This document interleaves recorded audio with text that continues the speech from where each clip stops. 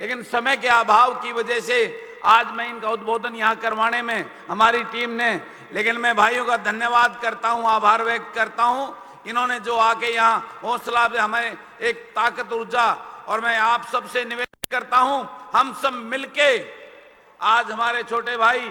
जो इस देश की शान है और आने वाला इस देश का भविष्य है, भाई अखिलेश जी ने हमें साथ देने का वादा कर दिया और ये भाई हमारे साथ हैं। मिलकर एक ऐसा इतिहास रचेंगे इस हरियाणा प्रदेश में और देश में एक नई चिंगारी देंगे।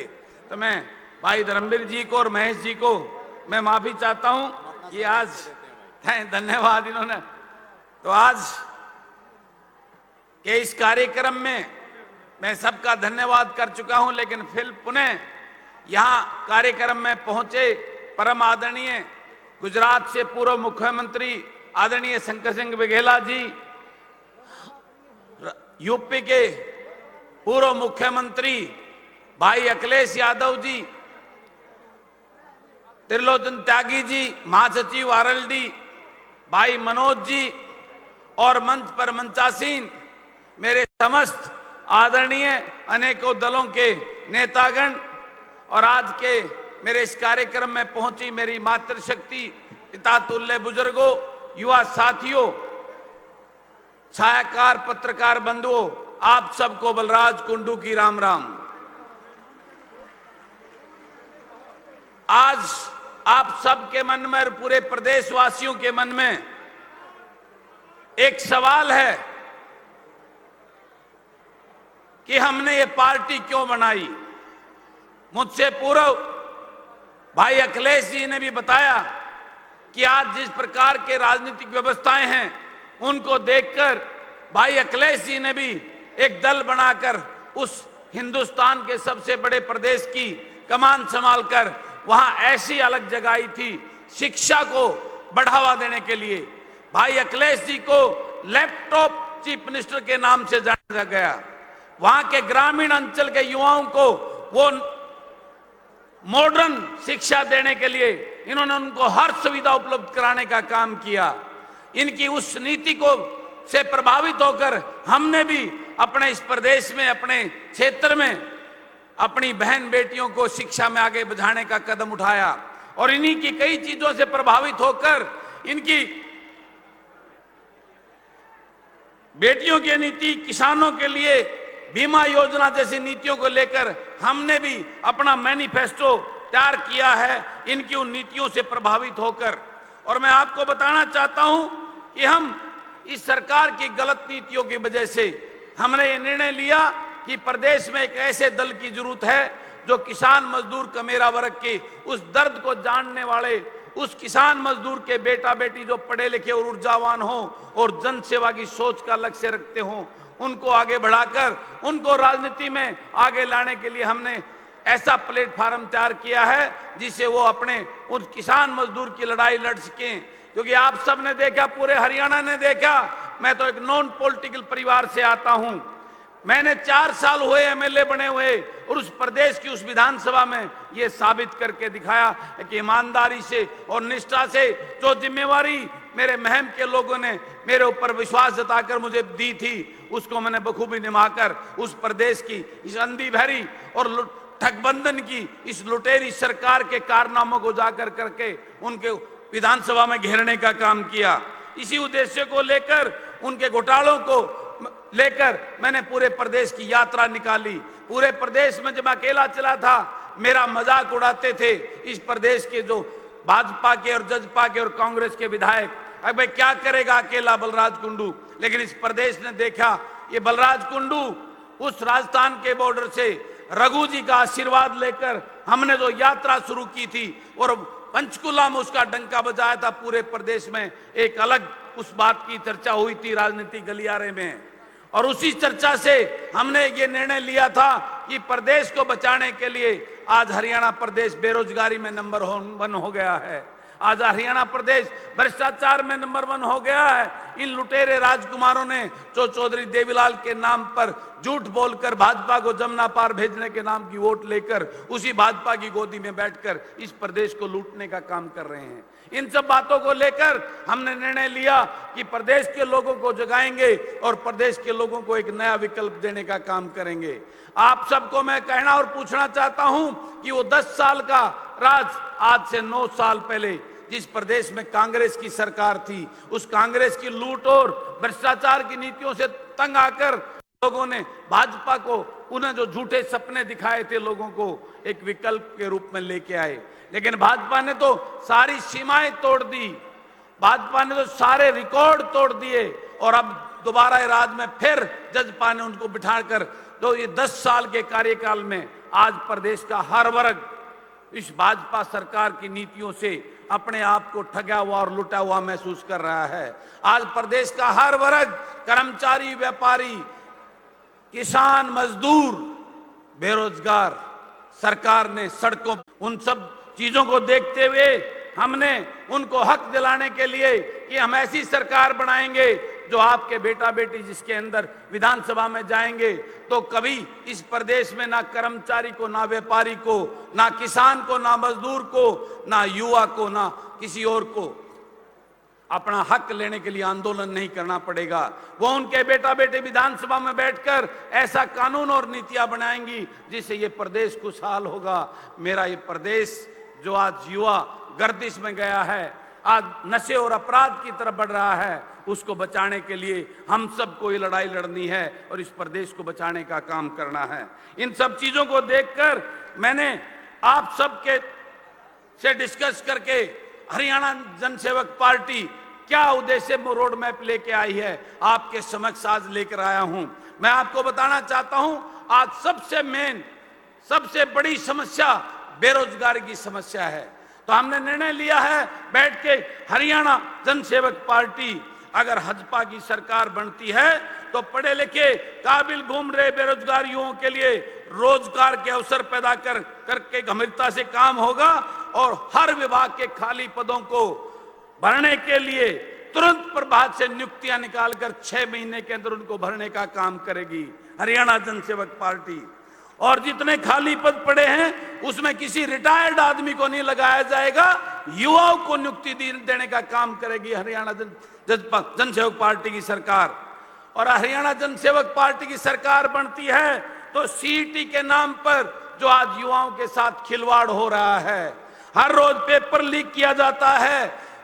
एचपीएससी में सूटकेस चलती हैं, पैसे बिक्री होती है, उस व्यवस्था को तुरंत प्रभाव से बंद करके हरियाणा प्रदेश के हर युवा को उसको अवसर मिलेगा, वो उनको नौकरी में बैठने के लिए, उसमें टेस्ट देने के लिए, उसको इंटरव्यू फेस करने के लिए ये सीईटी नाम का झुंझुना बंद कर दिया जाएगा। ये मैं आपसे वादा करता हूं।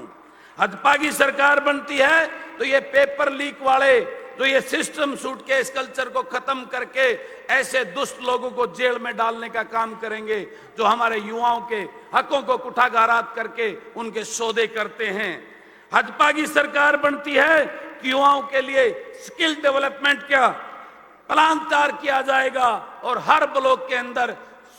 स्किल डेवलपमेंट के सेंटर खोलकर युवाओं को समय रोजगार स्थापित करने के लिए एमएसएमई के तहत, लघु उद्योगों के तहत 10 लाख से लेकर 5 करोड़ तक का लोन बगैर ब्याज के दिलवाने का काम करेंगे हम, ताकि हमारे युवा खुद सक्षम हो सकें और नौकरियां देने का काम कर सकें। उसके अलावा हरियाणा प्रदेश में अगर भाजपा की सरकार बनती है कि विभाग की जो भर्तियां निकाली जाएंगी उनका पहले दिन जब एडवर्टाइजमेंट होगी उसी दिन पूरा रोड उसका मैप तैयार किया, कब इसका इंटरव्यू होगा, कब टेस्ट होगा, कब उसका रिजल्ट आएगा। इस प्रकार से 6 महीने के अंदर हर भर्ती की नियुक्ति देने का काम भाजपा की सरकार आने पर किया जाएगा। फिर किसान का मुद्दा सबसे गंभीर मुद्दा आज पूरे देश में। इस भाजपा की सरकार ने किसान को ऐसी गर्दिश में हालात में खड़ा कर दिया कि आप सब जानते हैं पिछले दिनों इस प्रदेश और देश के किसान ने 1 साल से ज्यादा अपने हकों की लड़ाई लड़ी, लेकिन फिर भी उसके साथ धोखा किया इस भाजपा की सरकार ने। तो हम वादा करते हैं भाजपा की सरकार आने के बाद जब किसान मंडी में अपनी फसल को लेके पहुंच जाएगा और मंडी में जाकर अगर बरसात आती है और उसकी फसल खराब होती है तो वो फसल किसान की नहीं सरकार की होगी, उसके पूरा दाम देने का काम करेंगे। और अगर खेत में खड़ी फसल में बारिश या अन्य ओलावृष्टि से खराब होती है तो उसके लिए 20 से 30 हजार रुपए 15 दिन के अंदर उसका मुआवजा उस किसान के खाते में डालने का काम करेंगे। भाजपा की सरकार बनती है तो आज किसान को खाद के लिए दर दर की ठोकरें खानी पड़ रही हैं, उसको डीएपी नहीं मिल रहा। हम डीएपी उसको गांव में उपलब्ध कराएंगे और 200 रुपए की अतिरिक्त सब्सिडी डीएपी पर देने का काम करेंगे, उस किसान को खुशहाल करने का काम करेंगे। भाजपा की सरकार बनती है तो किसान को खेत में ट्यूबवेल बिजली कनेक्शन के लिए 30 दिन के अंदर उसका कनेक्शन चालू करेंगे और 12 घंटे बिजली खेतों के लिए फ्री बिजली किसान को देने का काम करेंगे। भाजपा की सरकार बनती है तो मोबाइल टावर की तर्ज पर जो किसान के खेत में हाई टेंशन जो टावर लगे हैं उसका किराया किसान को देने का काम सुनिश्चित करेंगे, ऐसा बिल लेके आएंगे। अगर भाजपा की सरकार बनती है तो किसान खेती करने के लिए अगर ट्रैक्टर खरीदेगा तो उसके ऊपर कोई टैक्स और कोई रजिस्ट्रेशन फीस लागू नहीं होगी, उसको फ्री में उसका रजिस्ट्रेशन किया जाएगा, उसके कोई रोड टैक्स वगैरह नहीं लिया जाएगा। भाजपा की सरकार बनती है तो खेत में कृषि कार्य करते वक्त या मंडी में अपनी फसल ले जाते वक्त कोई अनहोनी घटना होकर कोई दुर्घटना होकर किसान की या मजदूर की मृत्यु होती है तो उसको 10 लाख रुपए का मुआवजा सरकार की तरफ दिया जाएगा। और अगर वो उस दुर्घटना में अपंग हो जाता है तो 50% से ज्यादा होने पर उसको 5 लाख रुपए का मुआवजा सरकार की तरफ से देने का काम करेंगे। नारी शक्ति हमारी सबसे बड़ी ताकत, समाज की हमारी माताएं बहनें नारी ये नारा देती हैं सरकार महिला को सशक्तिकरण के नाम पर, वुमेन एम्पावरमेंट के नाम पर, लेकिन हम वादा करते हैं हरियाणा भाजपा की सरकार अगर हरियाणा में बनती है तो महिलाओं बेटियों की सुरक्षा और सम्मान के लिए प्राथमिकता के आधार पर हम उसका ध्यान करेंगे। और भाजपा की सरकार बने पर कॉलेज में पढ़ने वाली हर अपनी बहन को आज श्रम मुहिम के अंदर चलती हैं, पूरे प्रदेश के हर गांव से उन बेटियों के लिए बस चलेंगी जो सुरक्षित सफर उनको कॉलेज में लेके जाने का काम करेंगी। और भाजपा की सरकार बनती है तो हरियाणा प्रदेश में जन्मी हर बेटी के लिए हम एक गुल्लक बैंक अकाउंट योजना लागू करेंगे। उसमें सालाना 5,000 रुपए सरकार उस बेटी के खाते में जमा कराएगी और 5,000 रुपए उसके माँ बाप को जमा कराने होंगे। अगर उस बेटी के माँ बाप नहीं है तो 10 के 10,000 रुपए सालाना उस बेटी के अकाउंट में हमारी सरकार जमा करेगी, ताकि जब तक वो पढ़ लिख जवान होगी, शादी के लायक होगी तो उसको चिंता करने की जरूरत नहीं होगी। ब्याज लगाकर कई लाख रुपए उस बेटी के खाते में हो चुकेंगे, हम उस बेटी को सुरक्षित करने का काम करेंगे। कर्मचारी, आज हमारे प्रदेश का कर्मचारी, हर कर्मचारी और दुखी परेशान है। भाजपा का सरकार आती है तो हरियाणा प्रदेश के कर्मचारी के पहली कलम से उसकी ओपीएस ओल्ड पेंशन स्कीम लागू करने का काम करेंगे, हम ये वादा करते हैं। और भाजपा की सरकार आती है तो अस्थायी कर्मचारी जो आज सड़कों पे बैठे हैं, पहली कलम से उन सभी को स्थायी रोजगार देने का काम करेंगे, उनकी इस रोज के शोषण को बंद करने का काम करेंगे। भाजपा की सरकार आती है तो अनेकों विभाग के क्लर्क जो हमारे क्लरिकल भाई हैं वो अपने मानदेय को लेकर सड़कों पे हैं, अपने आशा वर्कर बहनें, आंगनवाड़ी की बहनें, सफाई कर्मचारी जो अपने मानदेय को लेकर सड़कों पे हैं, उनकी मांगों को पहली कलम से पूरा करने का काम करेंगी हमारी सरकार आई तो। खिलाड़ी, हमारे देश का खिलाड़ी जो देश का नाम रोशन करता है और लगभग 60% मेडल मेरे इस हरियाणा प्रदेश के हमारे बच्चे लेके आते हैं, लेकिन हरियाणा प्रदेश की इस भाजपा की सरकार ने उनका सबका मनोबल तोड़ दिया। वो गांव में नर्सरियां बंद कर दी, वो कोच खत्म कर दिए, उनकी जो है नौकरियों में कोटा खत्म कर दिया। हम वादा करते हैं भाजपा की सरकार आई तो उन खिलाड़ियों को पद के अनुसार क्लास 1 और 2 में भी नौकरियां देंगे और उनको पूरा अधिकार देके नगद राशि में भी इजाफा करने का काम करेंगे। ये हम और हर गांव में एक खेल स्टेडियम, हाईटेक खेल स्टेडियम बनाया जाएगा और उसमें कोच की नियुक्ति की जाएगी।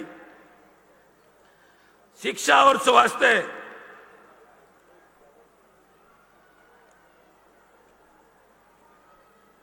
भाजपा की सरकार बनती है तो सरकारी स्कूलों की व्यवस्था को दुरुस्त करके 6 महीने के अंदर टीचर की कमी को पूरा करने का काम करेंगे उनको, और सभी बच्चों को 12वीं कक्षा तक फ्री शिक्षा दिलाने का काम करेंगे। 1 रुपया फीस नहीं ली जाएगी 12वीं तक के बच्चों को।